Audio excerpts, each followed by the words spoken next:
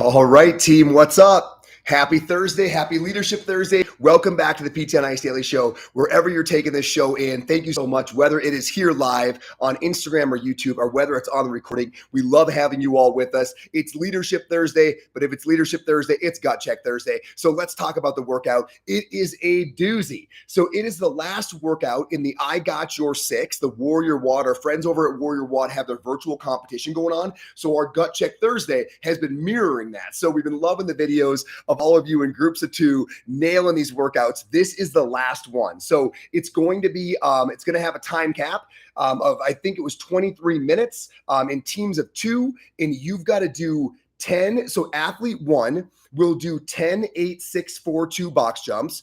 Only one athlete working at a time. Athlete two has to bang out 10, 20, 30, 40, 50 double unders.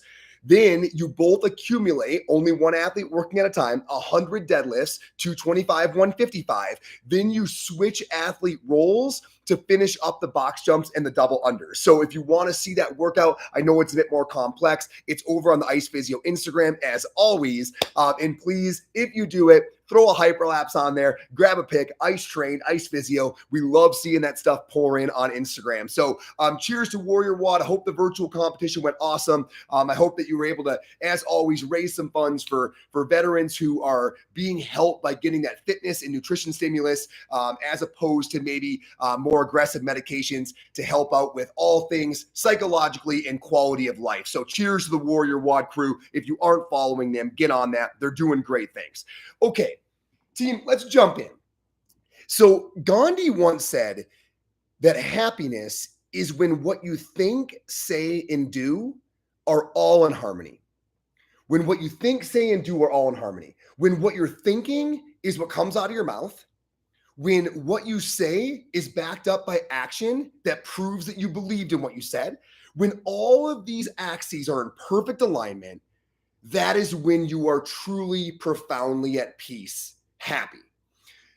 Now, in today's society, it's hard to get that, right? In some level, we are always trying to adapt to our environment. It's really hard. You come off as a bit of an oddball. If you had those perfectly executed all the time, it'd be really challenging to fit in. So there's some level of kind of massaging those or working with malalignment, which is probably why there's some level of disharmony in most people, right? You can't have this perfect, pure energy flow between what you think, say, and do and still be functional in modern society. But the closer you can get to that, undeniably the better, because we are at our best. We are our most energetic. We are our most uniquely valuable when we are sharing, when we are doing, when we are serving what we absolutely must, right? When those things are all in perfect alignment with our beliefs, we are undeniably at our most uniquely valuable. So the first charge, and I think if you look back at all of my episodes up to date, this is probably the thing that falls out of solution most commonly. But our first charge is always to figure out, what is that? Like, what does line all of those things up for me? And how do I figure that out? Well, you figure it out by reflecting in real time on when you're in your flow state. Right? When after doing anything, you are more energized than you were before you did it. Those are the moments of reflection when you've got to say, whoa, whatever I just did, first of all, felt effortless. And second of all, I think I have more energy now than before I did the activity. Those are your things, team. In a simple awareness of what are the activities that put you into that flow state. A great tip off can be when other people say, boy, you made that look easy. And you think to yourself, well, it was easy. But clearly to them, it wouldn't have been. So when people start helping you identify these asymmetries, when you're making something look effortless that to most people is not, these are your activities. Whatever you're sharing right now, whatever you're talking about, whatever you just did, those are your things that are aligning all of those axes. And if you can identify what those things are and spend more time in that lane and drive fast, you're going to be not only more successful, but significantly more energized and excited and useful in those activities that you're participating in.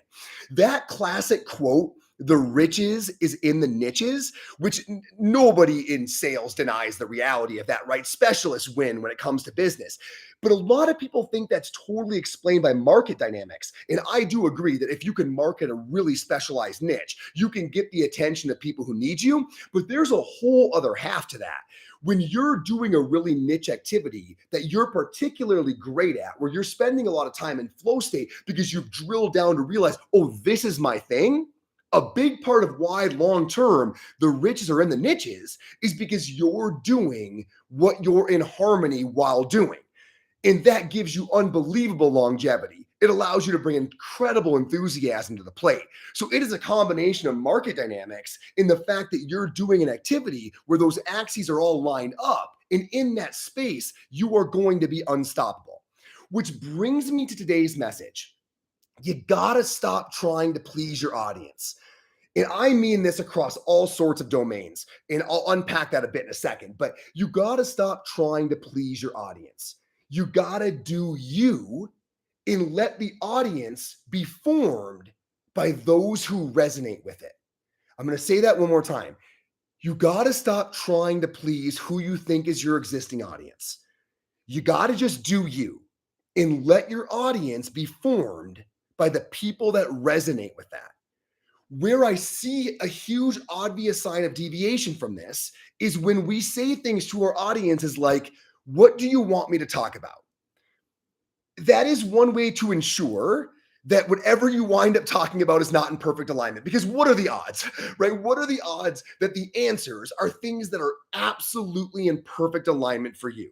That line up what you deeply believe in, that where you believe that you're the most useful to add value, where you believe the greatest need exists. What are the odds that what somebody else answers to that lines up perfectly with your needs? Now, team, this is not to say that the occasional call for topics or the occasional Q&A does not have great value, because you can pick through what comes back and try to identify which things are in line. But in general, be a little bit wary of that method. Certainly as a primary component of your business, be wary of that. It is ultimately professional people pleasing, right? Hey, tell me what you want me to do and I'll dance, right? Like, this idea takes you out of alignment. It doesn't put you into it. The reframe to this is, I'm going to talk about X because I have to. Right? If you feel like that message might serve you, please tune in. Or if you feel like this message might serve somebody that you know well, please tune in. But I don't have a choice, right? This is what's in alignment. I have to talk about this. I really hope for some of you that it resonates. I tell ICE faculty this all the time after classes, because oftentimes when we're recapping, if I go to a live course and I'm trying to give some notes to see if we can't make the content even sharper, a lot of times our faculty will say, well, I really feel like I need to talk about this. And immediately my response is, you don't need to talk about anything besides what you deeply feel you want to talk about. What is real and organic and honest for you. That's what you talk about. This is a big part of the reason, a whole other conversation, but it's a big part of the reason why ICE since day one has never had close partners or accreditation or tied into other groups, because I always want our faculty to feel at any given moment when something doesn't feel authentic to them, they can drop it with no thought and change and say, this is what I really need to talk about. I have to say, perfect. That's our content. Whatever follows, I have to say this, that's our content. It goes for ICE faculty, but it goes for all of you. It goes for who you market to. It goes for where you do workshops. It goes to the topic of those workshops. It goes to what population you want to treat. You know who you need and want to treat. You know who you are uniquely valuable for. You know who, after you engage with them, you feel energized. Team, 100% of your effort goes to that niche. Identify that and just stay in that lane. You don't need to do what people want you to do. What you need to do is what you have to do. What is in harmony with what you're always thinking about, with the words that you're always saying, with your actions in your own personal life. Those things need to line up with whatever direction you choose. And that direction doesn't have a whole lot of options, right? So it's like, look, this is me. I've got to do this. And I hope that some folks resonate with it. I hope that some folks respond well to that treatment paradigm. I need to be in this space. It is what it is. We got to stop asking our audience what they want. We got to start doing us and let the audience or the patient base or the customer solidify around that. Now, how do you know if you're doing it right? How do you know if you're staying in your lane and driving fast? The answer is a little bit uncomfortable, but it's that your audience should be unstable. You should be dropping people and gaining people. If you're not trying to please everybody, that's an inevitability. But what you're going to notice is that a core group in your audience solidifies and becomes unshakable.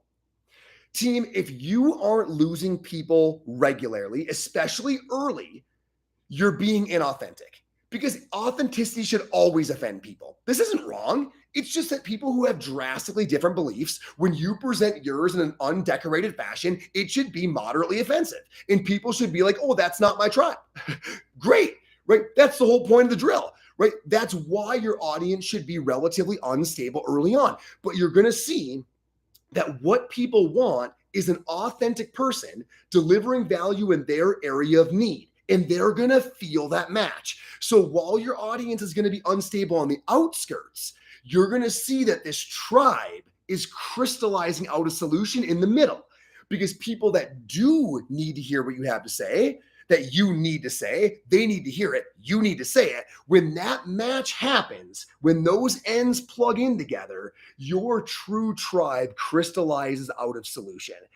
That's the only way that great cultures are created. The person delivering it is being raw and organic and authentic. And even though that offends some people, the people who need to hear that message, who belong in that tribe, gravitate towards it, and that match is made. As soon as we start trying to please everybody, nobody can actually connect, because nothing real is actually happening. And this is what happens with what can I say for you today, as opposed to here's what I need to say, and I hope it lands for some of you.